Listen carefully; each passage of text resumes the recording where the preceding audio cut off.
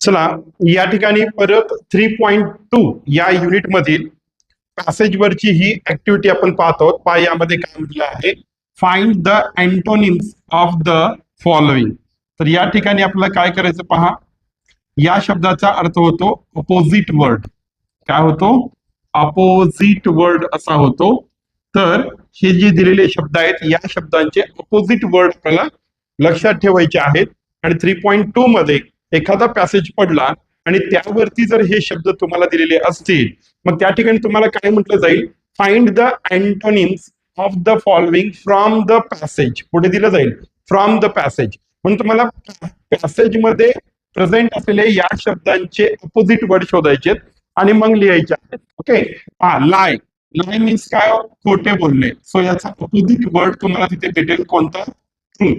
Next आहे dry means कोरडे, त्याचा अपोजिट वर्ड तुम्हाला भेटेल ड्रेंच्ड. नेक्स्ट आहे कॉमन, याचा अपोजिट वर्ड पॅसेज मध्ये तुम्हाला भेटेल रेअर. रॉंग, अपोजिट वर्ड भेटेल तुम्हाला राईट. फ्रॉन, याचा अपोजिट वर्ड भेटेल तुम्हाला लॉफ. ओके. हेल या शब्दाचा अपोजिट वर्ड तुम्हाला भेटेल त्या ठिकाणी पॅराडाईज.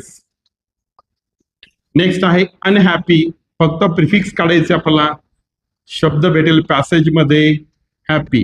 इथे पण आहे डिसरिस्पेक्ट, हे प्रिफिक्स काढून टाकायचंय, अपोजिट वर्ड होईल रिस्पेक्ट. अनइम्पॉर्टंट, हे अन काढून टाकायचं, तुम्हाला प्रिफिक्स काढायचा आहे, मग याचा अपोजिट वर्ड होईल इम्पॉर्टंट. लक्षात घ्या, 3.2 मधील कुठल्याही पॅसेज वरती तुम्हाला जर ही अपोजिट वर्ड्स आलेली असतील, ही अँटोनिम्स आलेली असतील, तर तुम्हाला यांचा जो अपोजिट वर्ड आहे हा लिहायचा आहे.